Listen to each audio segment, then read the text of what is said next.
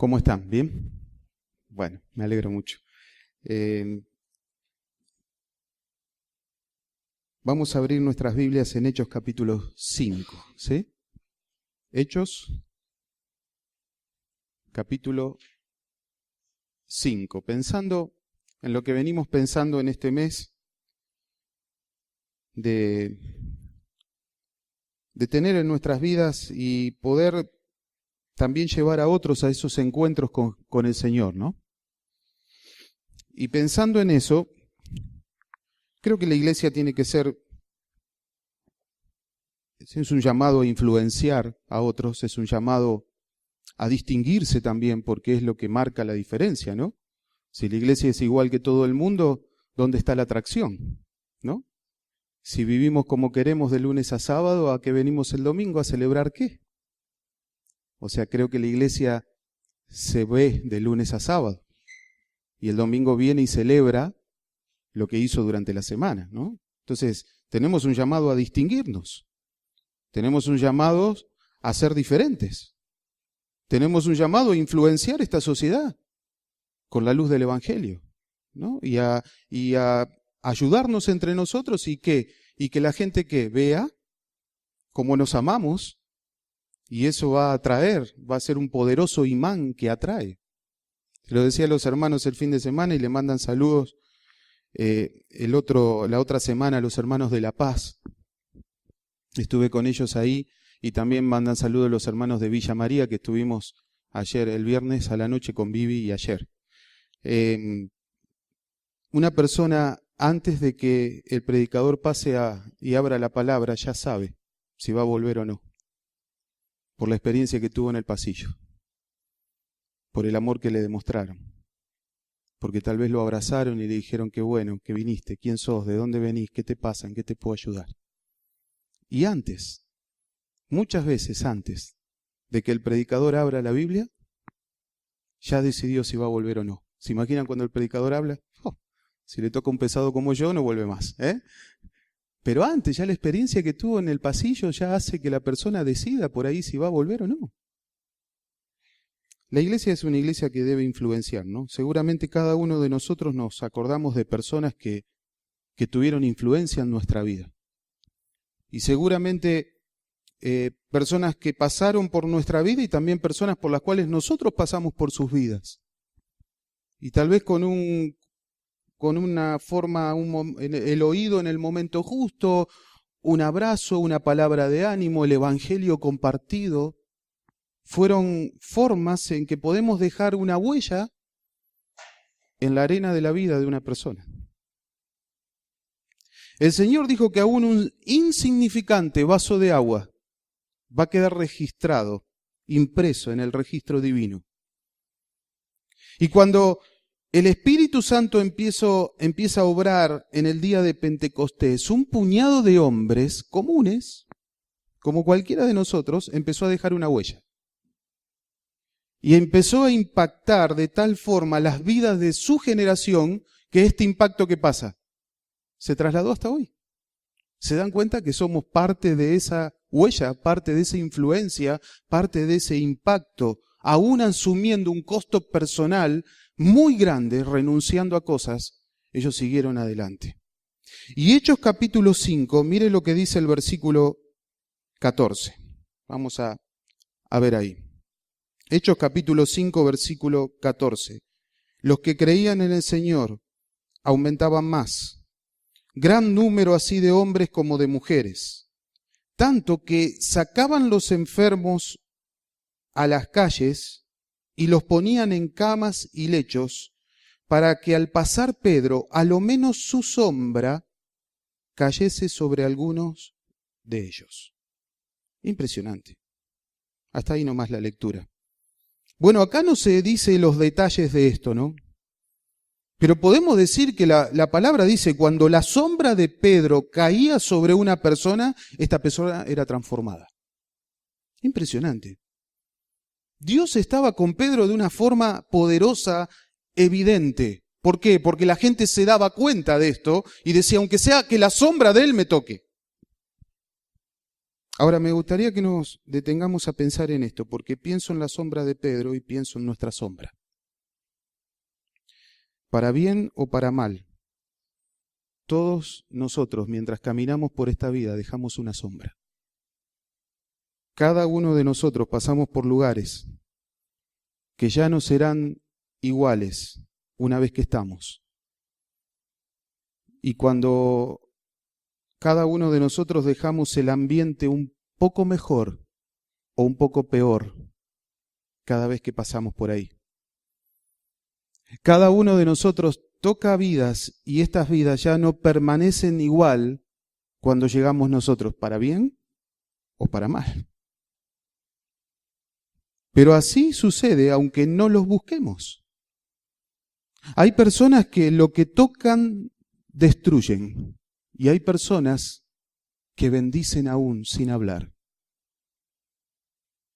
Pienso en esa sombra que dejamos en las vidas y en los lugares por los cuales nosotros pasamos, una sombra de restauración, de libertad, de bendición, de buenas nuevas o una sombra de dudas, de dolor, de muerte.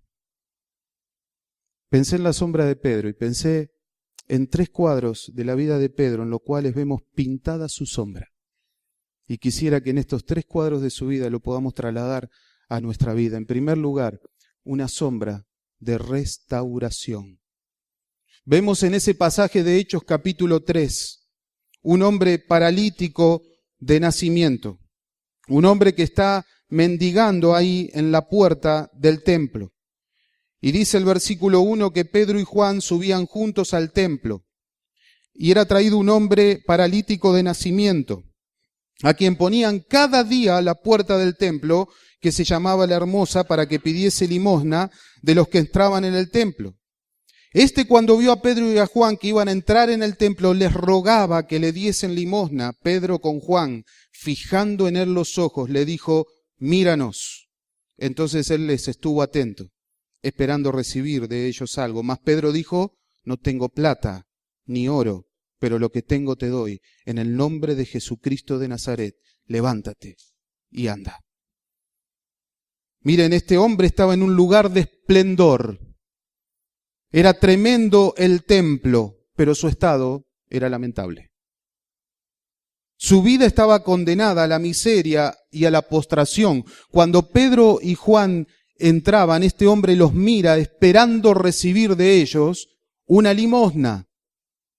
Pedro se detiene, lo mira y este hombre transformado por el Espíritu Santo ve más allá de su necesidad física y con el ojo de la fe puede observar cómo mira Dios una vida.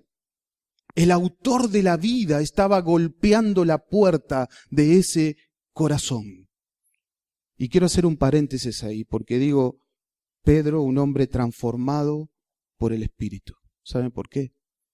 Porque no puedo olvidar las palabras de Pedro en Mateo capítulo 19. ¿Sabe qué le dice al Señor? Señor, nosotros lo hemos dejado todo. Mirá todo lo que hicimos. Señor, dejamos todo por vos. Ahora, a ver, decime, ¿qué vamos a tener? Ese hombre, vemos un corazón que reclama, un corazón que protesta, un corazón que sirve y está esperando ser reconocido y recompensado. Parecería hoy que en la obra está sucediendo lo que pasaba en el corazón de Pedro. Hago las cosas y digo, ay, qué lindo, ¿viste? Lo hice yo. Yo fui el que hice todo esto. Pero en esta oportunidad vemos un corazón de siervo, sabiendo que los recursos vienen de Dios. El egoísmo dice, ¿qué tendremos? ¿Qué voy a recibir? ¿Me conviene o no me conviene? El servicio de amor dice, lo que tengo te lo doy. El egoísmo dice, ¿qué me puede pasar a mí si yo me meto y hago esto? El amor dice, ¿qué le puede pasar a él si no hago nada? Allí en la puerta frente a él estaba la debilidad de una vida y él sabía que el Señor tenía el poder de la vida. Estaba la postración de la vida, pero él sabía que el Señor era esperanza de vida. Este mendigo inválido era y es un vivo cuadro de lo que era el pueblo en ese tiempo y de este tiempo. La nación de aquel tiempo acababa de rechazar al príncipe de la vida. Si tan solo hubieran aceptado el toque de Cristo, sus vidas hubiesen cambiado, y lo mismo pasa en este tiempo hoy. Pedro mira con los ojos de la fe y tiene compasión, y no tenía dinero, pero tenía algo mejor y más importante que la plata, y era robustecer, era fortalecer, era poner de pie una vida completamente desanimada y postrada. Entonces él dice: no tengo plata ni oro, pero levántate y anda en el nombre de Jesucristo. Y le toma la mano derecha, se levantó en el momento, se le afirmaron los pies y este inválido comenzó a caminar. El poder de Cristo resucitado se conecta con la debilidad de ese hombre postrado ahí. Y el poder del Cristo resucitado sigue estando presente en su iglesia. Cuando el Espíritu Santo está opacado, no hay poder. Pero si no, la iglesia sigue teniendo el mismo poder para levantar de una postración a una vida. Y si usted está acá en esta mañana y se siente postrado, tirado, con las rodillas dobladas porque no da más, el poder del Cristo resucitado puede llegar a su vida, puede levantar su vida. ¿Se imaginan la gente viendo a este hombre entrar, saltando, alabando al Señor? Creo que muchos de nosotros lo hubiésemos condenado, porque creo que este hombre no podía dejar de adorar y de alabar lo que le había pasado. Creo que muchos le habrían dicho: mirá, vos estás saltando mientras nosotros cantamos, vos levantas la mano, no levante la mano.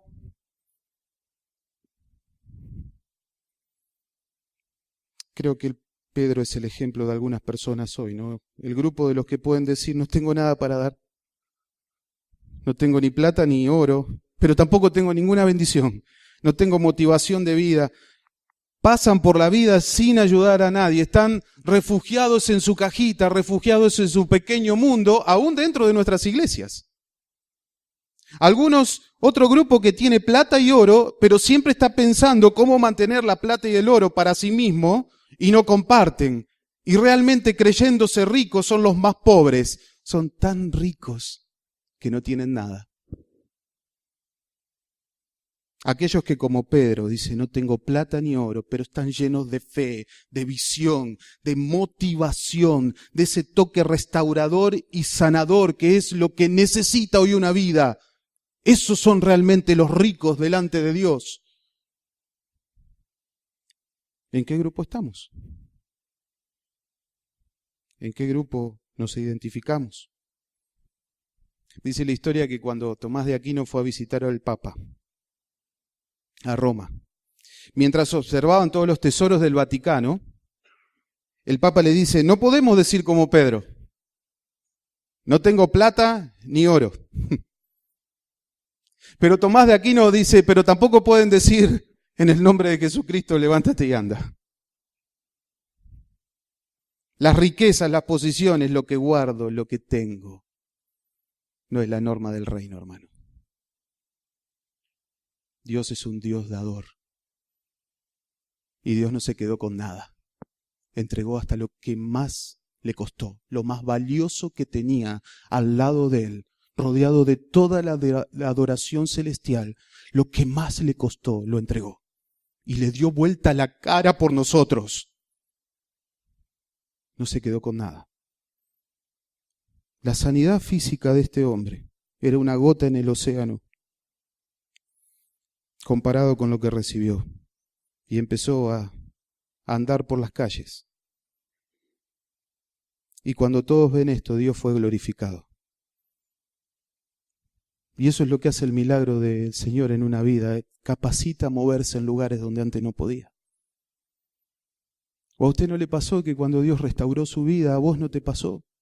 Que hoy podés transitar por lugares que antes no podías pasar.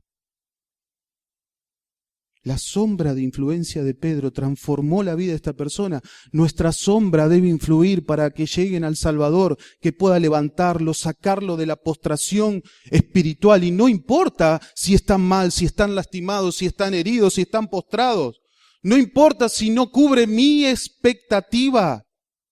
¿Saben por qué? Porque seguramente yo no cumplía las expectativas del Señor.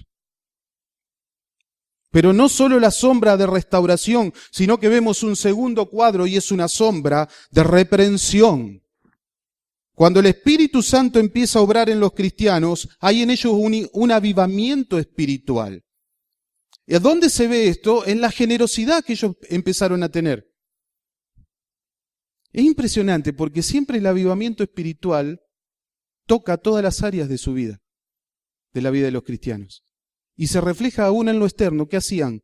Vendían todo, tenían generosidad, le daban a los que no tenían. ¿Sí? Bueno, Lutero lo dijo, hay una conversión del alma, del corazón y también del bolsillo. ¿Con cuál nos quedamos, no? ¿A dónde nos quedamos? Bueno, no importa, eso no tiene nada que ver con lo que estoy diciendo. Había generosidad, había un avivamiento. Hoy vemos una mirada hacia nosotros. Pero acá vemos un avivamiento real. Comenzaron a vender sus pertenencias, le daban a los que más necesitaban, lo ponían para el ministerio de los apóstoles, suplían las necesidades de las viudas, de los desamparados. Esto era voluntario. Entonces, ¿qué pasó? Un matrimonio. Seguramente fue la mujer la culpable. No, en broma, no. Querían participar en esto. Pero dice, bueno, pero vamos a guardar algo de dinero para nosotros. Entonces vendieron una propiedad y sacaron algo del precio de esa propiedad, de esa venta. ¿Tenían derecho a hacerlo o no? Sí, si eran los dueños. ¿Cómo no va a tener derecho a hacerlo? Lo malo no fue eso. ¿Cuál fue el problema? Que ellos, claro. Ahora, atrás de la mentira hay algo que nosotros no dimensionamos, y es querer dar una impresión de algo cuando en realidad es otra. Entonces mintieron cuando en realidad se guardaron una parte, pero no hay nada oculto ante los ojos de Dios. Y le dice a Pedro, y se dirige a Ananías. ¿Qué dijo Pedro? Llega Pedro y le dice a Ananías, así nomás, livianito Pedro. ¿Sí? ¿Vieron cuando decimos, che, bravo para hablar, Bueno, Pedro, fíjate, dice, Ananías, ¿por qué llenó Satanás tu corazón? Así nomás. ¿Tiene algún problema que Pedro venga a pastorear la iglesia? ¿Quién quiere que venga? A ver, levante la mano. ¿Hay algún problema? ¿Por qué llenó Satanás tu corazón para que mintieses al Espíritu Santo y sustrajeses al precio de la heredad? Reteniéndola, le pregunta, reteniéndola. ¿No se te quedaba a ti? ¿Y vendida? ¿No estaba en tu poder? ¿Por qué pusiste esto en tu corazón? No has mentido a los hombres, sino a Dios. Al oír, dice la palabra, al oír estas palabras, Ananías cayó y murió. No tuvo tiempo ni de excusarse, ni de seguir mintiendo. Yo creo que Dios vio el corazón de Ananías y dice, va a seguir metiendo excusas. Es que Dios hoy, hermano, puede hacer así. Usted no lo dimensiona, yo no lo dimensiono. Estamos en la era del hombre, donde el hombre decide y tiene libre albedrío. Ojo, que Dios sigue teniendo la soberanía. Cayó y expiró. Pasaron un lapso como de 3 horas y la mujer estaba desesperada porque Ananías no venía a tomar la sopa y lo empieza a buscar. Entra su mujer, entonces Pedro le dice, decime a la mujer, ¿vendiste la heredad en este precio? Sí, en ese precio. Y Pedro dije, ¿por qué conveniste a intentar al Espíritu Santo? A la puerta de la puerta, ahí está entrando las personas que fueron a enterrar a tu marido y te van a sacar a ti. Al instante cayó ella a los pies de él y murió. Y cuando entraron los jóvenes la hallaron muerta y la sacaron y la sepultaron junto con su marido. Y vino gran temor a toda la iglesia y sobre todos los que oyeron estas cosas. Ananías muere en manos de Dios y más tarde su mujer. Hay un castigo que parece extremo. Hay un castigo de Dios que parece excesivo. Pero Dios está marcando algo. Toda mentira, todo engaño, toda apariencia está dirigido primeramente a Dios y luego hacia los demás. Dios está marcando una enseñanza en los primeros pasos del cristianismo. No importa la impresión que queramos dar, a Dios no lo podemos impresionar con nada. No hay nada oculto ante Dios. A Dios no le causa ninguna impresión nuestra apariencia exterior ni nuestras obras. Hermanos, no pierda tiempo tratando de formar una imagen para que los otros vean, porque Dios ve su corazón. No pierda tiempo. Viva la vida realmente como es. Deje de mentirse a usted mismo. Deja de mentirte a vos mismo. Asincerate con Dios y decir, sí, soy esto. Necesito trabajar en esto. Basta de caretas, basta de máscaras. En el caso del dinero, Dios no solo ve lo que usted está dando, sino que está viendo. Sí, el corazón, pero está viendo también con lo que usted se queda. Quédese tranquilo. Porque de Él es todo. Yo me acuerdo lo que pasó en la viuda, en Marcos capítulo 12. Dice Marcos que la viuda era pobre, ¿se acuerdan? Y que otros daban mucho. Pero con lo insignificante que esta mujer dio, el Señor dijo, dio todo lo que tenía. Y en eso se detiene el Señor. No solo en cuanto das, sino en cuanto te quedas. Dio todo lo que tenía, vio lo que dio, y el Señor sabe que no le quedó nada. Ahora, a mí me sorprende cómo empieza ese capítulo. Después búsquelo, ahora no lo vamos a buscar por una cuestión de tiempo. Porque ahora yo me di cuenta de una estrategia, ¿sí? Sacaron el reloj de acá y lo pusieron allá. Yo no sé si fue hoy porque sabían que hablaba yo. Entonces dice, vamos a poner, che, ¿ese reloj está bien? ¿Te fuiste con la alabanza, Marquito? ¿Qué hora es? 11:05, ¿te fuiste, Marquito? ¿A qué hora me entregaste el púlpito? Bueno, voy a tener que apurarme. Bueno, el Señor está viendo, y el Señor dice el versículo 41 de Marcos capítulo 12, dice, Jesús estaba sentado frente al arca de las ofrendas. ¡Wow! Esa imagen me conmueve, hermano. Yo creo que el Señor se sigue sentando frente al arca de las ofrendas. Si no, el Señor no lo atienda, apágalo. El Señor está sentado ahí. Mira, no impone nada, pero observa. Volviendo a la historia, al matrimonio de Ananías y Zafira, quisieron mostrar algo que no era verdad. ¿Ustedes saben que es parte de nuestra naturaleza eso? Nuestra naturaleza está inclinada a querer ser. Eso viene desde el Edén. Nuestra naturaleza siempre estará inclinada a mostrar una apariencia aún sin ser verdad. Eso viene con nosotros. Y Dios sabe lo que es mejor para hacer reaccionar a sus hijos. Y debido a esta tremenda enseñanza, sobrevino temor sobre todos los que vivieron y oyeron estas cosas. Bueno, algunas veces la influencia de Pedro fue un toque restaurador, un toque sanador, y otras veces una fuerte reprensión. Muchas veces nuestra influencia no solo llegará con una voz motivadora, con una caricia. Muchas veces debemos señalar el error, el pecado. Muchas veces tenemos que llegar con una advertencia y tal vez somos rechazados por esto, pero también es parte de nuestra sombra en la vida de los demás, hermanos, porque es parte del cuidado que yo tengo de esa vida. Nuestra sombra no puede ser una sombra de dudas. Tiene que ser una sombra de verdad. No creamos, hermanos, que solo el amor hace crecer a una vida. El amor y la verdad van de la mano. ¿Por qué? Porque digo la verdad en amor. Porque el amor no tapa, no encubre. El amor de Dios muestra mi condición. Y el amor lleva a recapacitar. Van de la mano. No puedo amar a algunos y usar verdad con otros. No puedo por mi afinidad, por mi gusto personal, o para quedar bien con algunos ser todo amor y con otros ser todo verdad. Si vamos a llegar a las vidas, siempre el ministerio del Señor fue con amor y verdad. Porque la misma palabra del Señor es amor Y es verdad. Se dieron cuenta que es ánimo, pero también es corrección. Se dieron cuenta que la palabra de Dios es gracia, pero también es advertencia.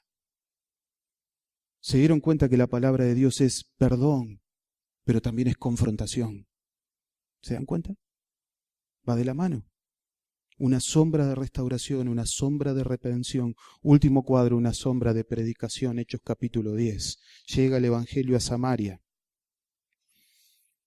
Felipe va. Voy a hacer un poquito una aclaración ahí para no confundir algunas cosas. Es agua de hoy, Néstor. Una vez en la iglesia tomé un vaso que me habían dejado acá, no sé si les conté. Había el púlpito, un vaso acá. Cuando voy a tomar el agua, yo vi que las que estaban ahí adelante sentadas, unas mujeres me miraban como diciendo, ¿qué va a hacer? Y tomé, era el agua del florero que había quedado del... Bueno, yo creí que me lo habían dejado para tomar. Llega el Evangelio a Samaria. Dios no envía el Espíritu Santo. Escuchen bien, por favor, no nos confundamos con esto. Dios no envía el Espíritu Santo hasta que Pedro y Juan no llegaron ahí e imponen las manos. Hoy en día, cuando alguien acepta a Cristo como su Salvador personal, inmediatamente el Espíritu Santo comienza a morar en su vida y esa vida es sellada por Él. Pero debido al plan de Dios y debido a la rivalidad que había entre judíos y samaritanos, era muy importante para ese tiempo de la iglesia, en que estaba pasando de la infancia a la madurez, que los apóstoles llegaran a Samaria para comprobar y para corroborar esto y para demostrar su autoridad apostólica. Entonces, la presencia de Pedro y Juan en el lugar dio la seguridad de que el mismo Espíritu que había descendido en Pentecostés en la fiesta en Jerusalén, ahora venía a ser el mismo para los perros, los samaritanos, según el judío. ¿Se dan cuenta? Así es que Pedro abre la puerta del Evangelio en ese lugar. Cornelio vivía en Cesarea y era un hombre sincero, un judío sincero en la búsqueda de Dios. Era gentil. Y cuando empieza a entrar en los escritos de los profetas, se convence de que realmente hay un Dios, hay una relación con Dios. Entonces comienza a practicar buenas obras. Comienza a cumplir la ley. Se convierte al judaísmo ahí sin saber que debía poner su fe en el Mesías. Pero fíjense la tensión que causa en Dios esto, que no siempre se ve una intervención angelical en la palabra. Y cada vez que vemos un ángel es realmente importante. Y tela es así que Dios envía un ángel. Y en Hechos capítulo 10, versículo 4, el ángel le dijo, Cornelio, él mirando fijamente y atemorizado, dijo, ¿qué es, Señor? Y le dijo, tus oraciones y tus limosnas han subido para memoria delante de Dios. Envía pues ahora hombres a Jope, y haz venir a Simón, el que tiene por sobrenombre Pedro. Este posa en casa de cierto Simón curtidor que tiene su casa junto al mar. Él te dirá lo que es necesario que hagas. Esto, hermanos, está pasando a 50 kilómetros de donde estaba hospedado Pedro, que al otro día recibe una visión que lo iba a descolocar y le va a derrumbar su estantería de legalismo, de leyes y doctrinal. Hermanos, Pedro tuvo que empezar a escuchar al Dios de la palabra, cambiándole su estructura. Hermanos, nosotros tenemos dos opciones cuando entramos en la palabra, se lo decía a los hermanos en el entrenamiento. Primero, que usted debe entrar desnudo a la palabra, sin preconceptos, sin ideas denominacionales. Dejemos que la palabra hable y diga, y no que hablen mis ideas en la palabra. Pero usted puede entrar a la palabra y agarrar una lupa o agarrar un espejo. Entonces usted entra a la palabra y agarra la lupa donde empieza a observar a todo el mundo de cerca. O puede agarrar un espejo donde veo reflejada mi vida. Entonces sería bueno que miremos qué tenemos en la mano, si un espejo o una lupa. Pedro descansaba en la terraza y el Señor empieza a desplegar el plan de salvación para los gentiles y le muestra un cielo abierto, una sábana abierta que descendía hasta el piso y había en ella todo animales a los cuales el judío no podía tocar, no podía comer. Entonces Dios le dice a este hombre, a este judío, levántate, mata y come. Y tal es el arraigo de la ley que tiene este hombre que tenía en su corazón. Tan grande es la lupa que sabe que se atreve a decirle al Señor, Señor, no. No lo voy a hacer. Bueno, Pedro siempre fue impulsivo, ¿no? Pero esta vez se le fue la mano. Él reconocía al Señor, sabía quién era Jesús, sabía quién era Dios. Y dice, Señor, no. Miren, hermanos, acá hay dos palabras que serían imposibles de juntar en una vida. Tú eres el Señor y yo el siervo. Pedro había caminado sobre el mar, vio sanidades, resurrecciones, vio el monte de la transfiguración, vio la multiplicación de la comida, lo ve a Cristo resucitado, ve la tumba vacía, vio todo. Pedro le dice, Señor, no. Y es un llamado de atención a nosotros. No importa cuánto tiempo hace que estás. No importa en qué lugar estás. No importa la posición que ocupas. No importa quién sos. Puede ser que hay momentos en nuestra vida que reconociendo al Señor le decimos, Señor, no. Ahora, si realmente es Señor, estas dos palabras no pueden estar juntas. Si realmente es Señor de tu vida, es Señor, sí. Aunque me cueste, aunque haya injusticia, aunque no entienda, aunque tenga que renunciar, aunque sufra, aunque tenga que agachar la cabeza, es Señor, sí. Porque lo que va a hacer una diferencia en nuestra vida son las palabras que uno va a juntar. Es Señor, no, o Señor, sí. Esa es la diferencia en una vida. Porque algunos dicen, yo tengo al Señor, pero hago lo que quiero. Señor, sí. Entonces la respuesta que recibe este hombre es, lo que Dios limpió, no lo llames inmundo. Mientras Pedro estaba trastornado por esto, Pedro le movió la estantería doctrinal. Llegan los hombres enviados por Cornelio y escucha cómo Cornelio quiere saber más de Dios. Entonces a Pedro le empieza a caer la ficha, como decimos nosotros, le cierra toda la visión. ¿Saben lo que está diciendo Dios? Larga la lupa, Pedro. Larga la lupa. Dios le está diciendo que las distinciones habían desaparecido, que él podía entrar en un hogar gentil y compartir el Evangelio. Y esto hay un cambio radical en la vida de Pedro. Pedro se pone en el camino, llega al hogar de Cornelio, le dice todo lo que nosotros recordamos. ¿Saben que le dice? Dios no hace acepción de personas. Las palabras de Pedro están mostrando un arrepentimiento, un cambio de camino, de pensamiento. Ahora comprendo, dijo el apóstol, que Dios no hace esto. Y hace una presentación del Evangelio y el Espíritu Santo cae sobre las personas que están ahí. Y hay una demostración como en Pentecostés, en Jerusalén. Estaba fuera del pueblo judío y llegaba a los gentiles. Y empezó a caminar y a correr el Evangelio hasta nosotros. ¿Cuántas puertas podemos cerrar con nuestras estructuras y formas? ¿Cuántas puertas podemos cerrar cuando descartamos a las personas? Yo creo que de la única forma que Pedro entró en la casa de Cornelio es por esta visión y esta confrontación de Dios a decirle, cuidado, no llames inmundo a lo que yo limpio. ¿Cuántas puertas puedo cerrar cuando entre nosotros usamos la lupa y dejo de lado los espejos? Cuando hay acepción de personas dentro de nuestro campamento.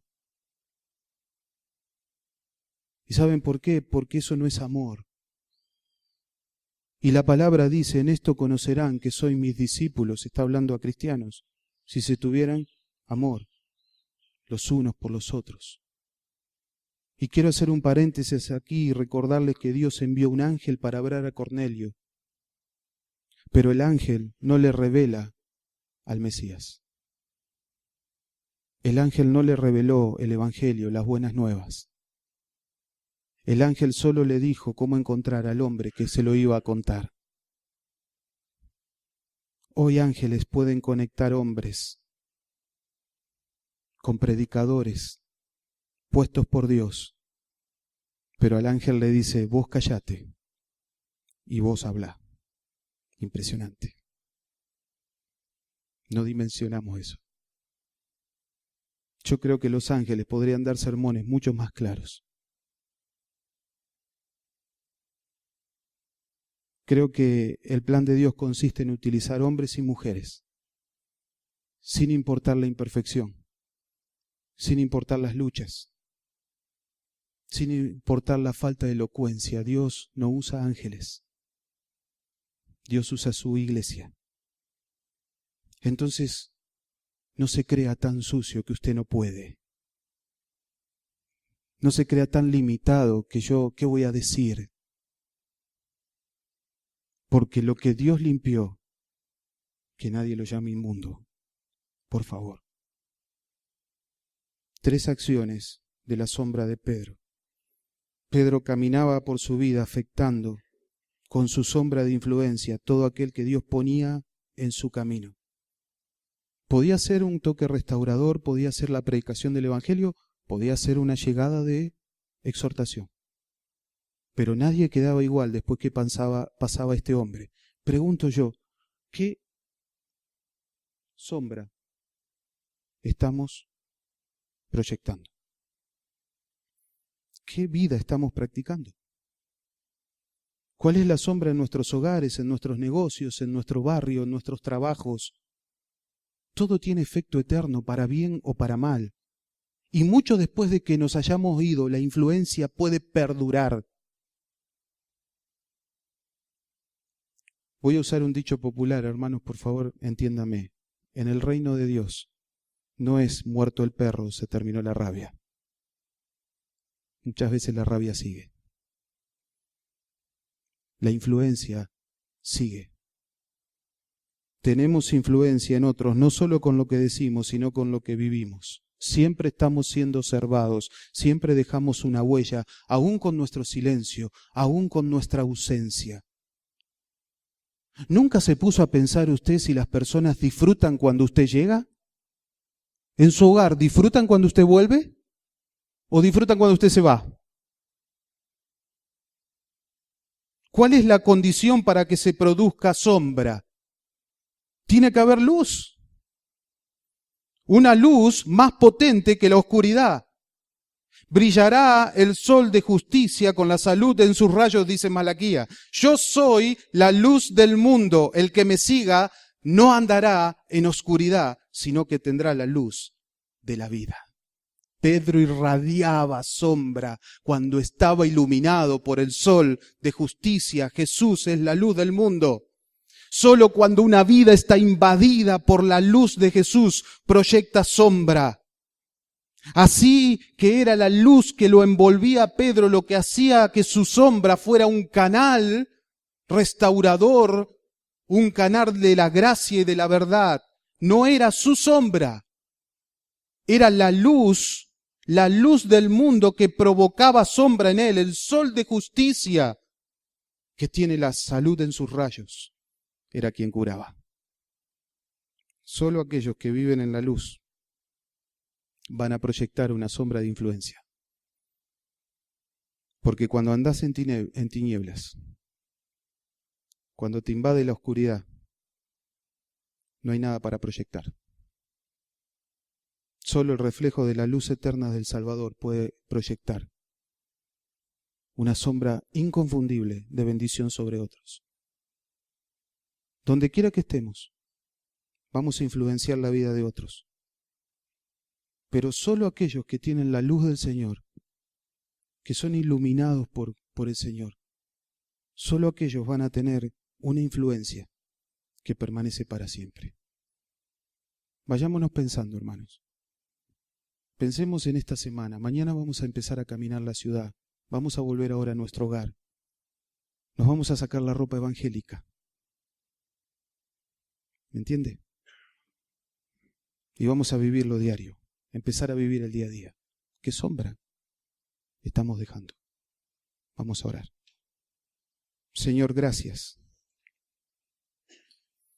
Gracias por tu amor, gracias por tu oportunidad, tu perdón, tu palabra. Y gracias por la luz de tu Hijo, Señor. Gracias porque Él ha hecho todo por nosotros. Y gracias porque ha llegado a nuestra vida como ha llegado este ministerio de Pedro, Señor. Nos ha restaurado, nos ha exhortado, reprendido. Y tu evangelio ha llegado a nuestra vida, Señor. Gracias por la luz del mundo. Ahora te rogamos que nosotros podamos vivir así. Podamos vivir en esta luz. Que dejemos de lado nuestros gustos, nuestros deseos. Y que realmente proyectemos una sombra de bendición, de ayuda, de restauración, de amor, de perdón, pero también de verdad. De cuidarnos entre nosotros, de marcar lo que está mal para no caer, de ayudarnos. Señor, que podamos impactar al mundo con la sombra de la iglesia caminando cada día a esta ciudad. Nuestros hogares, nuestra familia que no te conoce, nuestros barrios, nuestras escuelas. Que realmente la sombra que proyecta tu luz en nosotros sea un impacto en este lugar. En el nombre de Jesús. Amén. Gracias, hermanos.